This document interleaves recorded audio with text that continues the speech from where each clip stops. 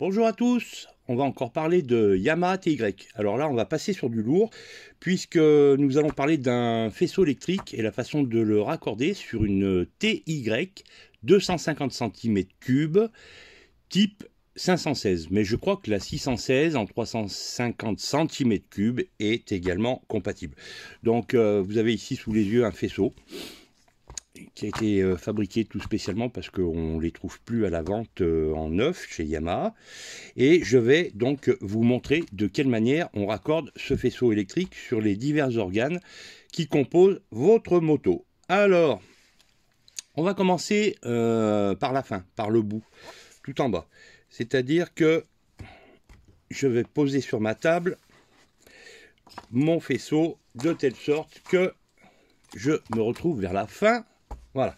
Alors ici, on a un connecteur à 4 broches. J'ai bien entendu préparé un petit peu tous les éléments constitutifs de l'électricité sur une TY, et en l'occurrence, donc voici un stator qui a été tout refait à neuf. Voilà, avec un condensateur qui va peut-être vous paraître un petit peu curieux. C'est un condensateur destiné à l'électronique et non pas aux motos et aux voitures. Mais ces condensateurs-là sont beaucoup plus fiables que les condensateurs qu'on peut trouver dans le commerce de fabrication généralement chinoise. Voilà, donc ce stator a été complètement refait. Vous constaterez qu'il y a ici une petite pièce que l'on ne voit pas sur les 125, les 50 et tout ça. Donc ici, c'est une diode qui permet d'éviter, soi-disant, les retours de kick. Voilà, donc cette diode a été remise à la même place qu'elle était d'origine. Alors, le raccordement du stator au faisceau, eh bien, ça se fait très simplement. On va tout simplement raccorder ces deux fiches entre elles. Voilà, mâle, femelle, ici c'est terminé. Ensuite, il va nous rester tout un tas de fils. Alors, le rouge ici, pour pouvoir faire le raccordement à votre batterie, il va vous falloir un petit cordon, comme ça. Alors, il est fabriqué dans un fil spécial, je ne sais pas si on voit bien. C'est un fil qui résiste à la chaleur, là. Donc, nous avons deux cosses japonaises femelles. La première va se connecter ici, sur le fil rouge. On fera passer ce câble donc le long du garde-boue arrière. On viendra connecter ici le fusible, très important, et ensuite la batterie. Voilà. Donc ça, ce sera la première chose, mais la batterie, on la connectera bien évidemment au dernier moment. Alors ensuite, derrière, qu'est-ce qui nous reste? Eh bien, il va nous rester, pour commencer, le contacteur de frein, de feu de stop arrière. Voilà, qui va se raccorder avec ce ressort sur la pédale de frein arrière. Et ici, on a un marron et un jaune. Alors, sur le faisceau, nous avons un fil vert-jaune. On va d'abord le connecter là. Sur le vert-jaune. Et ensuite, nous avons un marron clair, là. Donc, ce marron clair va se connecter sur le marron qui se trouve là. C'est le 6 volts après contact. Donc là, on a réalisé la connexion, préparé la connexion de notre batterie et raccordé notre contacteur de stop. Ensuite, qu'est-ce que nous allons avoir? Eh bien, nous aurons donc le feu arrière qui est là, avec trois fils, un noir, un jaune et un bleu. Et bien là, c'est pareil, ça fait papa-maman. On raccorde les deux bleus ensemble. On raccorde le noir sur cette fiche qui a plusieurs sorties. Et nous allons raccorder le jaune avec ce jaune ici. Voilà. Donc là, on aura notre feu stop et notre veilleuse arrière opérationnelle. Il nous reste quoi? Eh bien, c'est pas compliqué. Il va nous rester un marron foncé et il va nous rester un vert foncé. Ces deux-là iront sur les clignotants. Voilà, alors je n'ai pas de clignotant à brancher, donc il faut savoir que le vert foncé et le marron foncé, c'est le clignotant droite et gauche. Je n'ai plus en tête le sens, vous essayerez et vous verrez si ça va dans le bon sens ou non. Voilà.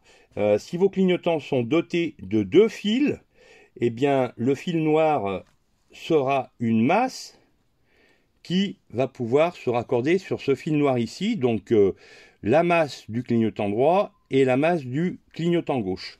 Donc on en a fini pour la partie arrière. on va passer à la partie centrale, donc qui se trouve sous le réservoir. Alors, ce connecteur noir là sert à raccorder la centrale clignotante. La centrale clignotante est un petit peu spéciale. Sur la 250 cm3 version française, on a un connecteur Faston à 3 broches. Donc on va venir le connecter ici. Voilà. Ensuite, nous aurons un fil blanc et un fil rouge. C'est la diode qui sert à redresser le courant alternatif pour charger la batterie. Donc on va utiliser une diode comme ça. Alors ça, c'est une reproduction que j'ai faite. Je me suis un peu loupé. Vous voyez que les dents là, il en manque quelques-unes. J'ai fait ça par moulage. Je me suis loupé pour cette fois-ci. C'est la première. Mais les suivantes seront certainement un petit peu mieux réussies. Donc le rouge avec le rouge et le blanc avec le blanc. Ensuite, et bien toujours sous le réservoir, nous allons avoir les deux fils sur lesquels vont se raccorder la bobine d'allumage avec ici l'antiparasite et la bougie. Alors là, cette bobine, elle n'est pas en très bon état, mais elle fera l'affaire pour vous faire la démonstration. Donc la bobine est fixée sur le cadre. Vous ferez attention que le cadre, à l'endroit où vous allez fixer la bobine, il faudra bien nettoyer la peinture parce que là c'est très important. Ici vous avez votre connexion de masse. Alors si la masse n'est pas bonne, il n'y a rien qui va marcher ou ça va marcher de façon complètement erratique. Donc on viendra raccorder cette cosse ronde ici sur la masse et sur la fixation de la bobine. Et ensuite, eh bien, nous aurons un blanc noir sur lequel nous allons connecter tout simplement notre bobine. Voilà. Donc on a fait la moitié du chemin. Je vais reculer un petit peu. Voilà. Et donc on passe à la partie avant. Donc la partie avant, eh bien tout ça, ça va rentrer à l'intérieur du cuvelage de phare. Donc il est très important d'essayer d'organiser au mieux la façon dont vous allez ranger vos fils électriques parce que il n'y a pas beaucoup de place dans le cuvelage et c'est rapidement un petit peu le bazar. Bon, alors, ensuite, ici, donc tout ça, ça rentre dans le cuvelage du phare.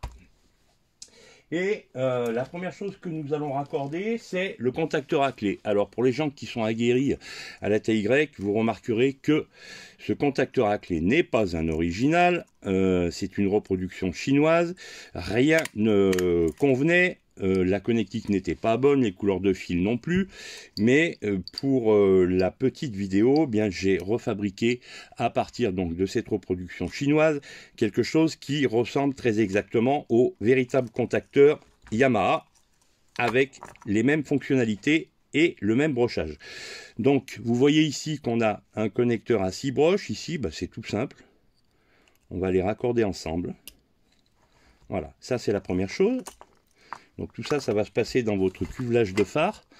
Ensuite, qu'est-ce que nous allons avoir? Eh bien, nous allons avoir ici, pour commencer, sur notre contacteur à clé, la coupure moteur. Donc la coupure moteur, c'est le blanc-noir.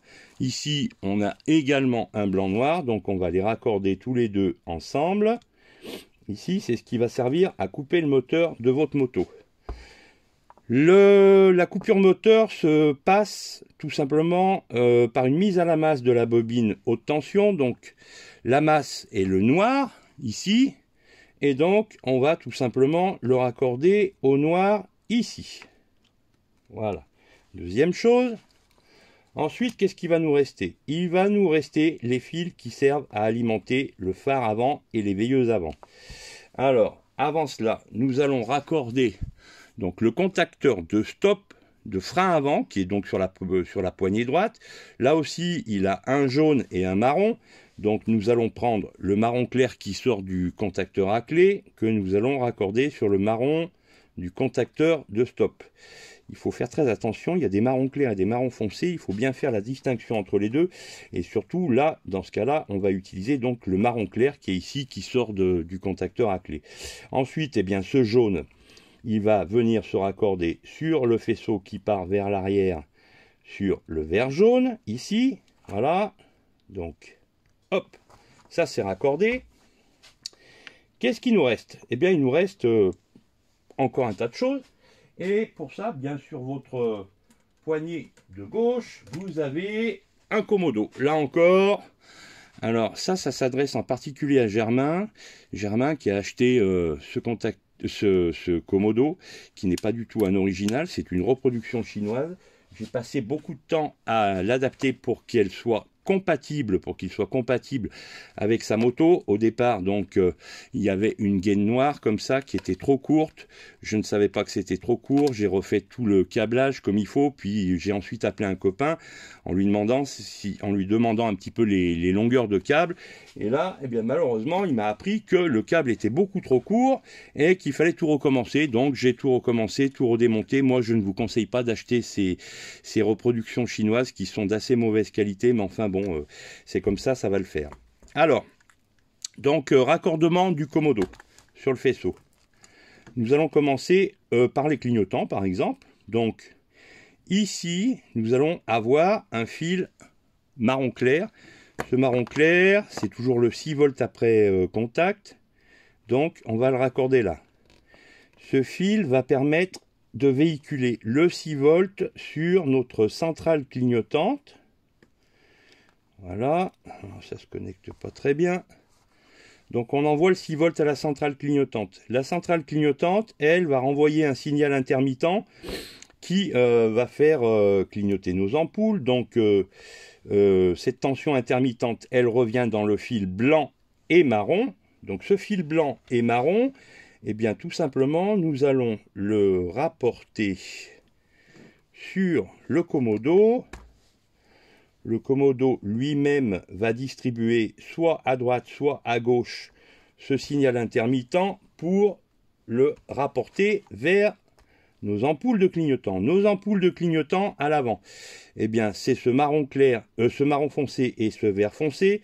Donc nous allons raccorder le vert foncé avec le vert foncé, puis ensuite nous aurons le marron foncé qui ira avec le marron foncé.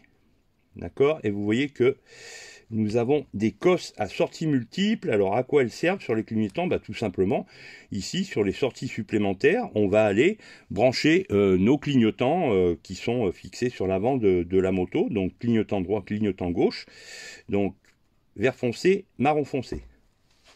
Qu'est-ce qui nous reste? Il va nous rester ce fil rose qui est le klaxon. Le klaxon, pour ça, il va vous falloir un petit cordon supplémentaire qui va partir donc du cuvelage de phare et qui va aller jusqu'au klaxon qui est sous le T de fourche. Voilà. Donc le klaxon sera raccordé sur des cosses Faston ici et de ce côté, donc nous allons le raccorder à notre faisceau.